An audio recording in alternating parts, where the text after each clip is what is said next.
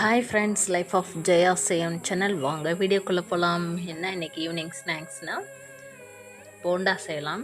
வெங்காய போண்டா, ஒரு கப் மைதா மாவு, கரம் மசாலா, வீட்டு மிளகாத்தூள், உப்பு, பெருங்காயம், கருவேப்பிலை, கொத்தமல்லி கட் பண்ணது, பச்சை மிளகா பொடிசாக நறுக்கி வச்சுக்கோங்க. பச்சை மிளகா வாயில் கடிப்படாத அளவுக்கு சின்னதாக, வெங்காயம் நீட்டு வாக்கில் கட் பண்ணி நல்லா உதுத்து விட்டுட்டு கேசரி பவுட்ரு, ஃபுட் கலர் சேர்த்து பசைஞ்சுக்கோங்க.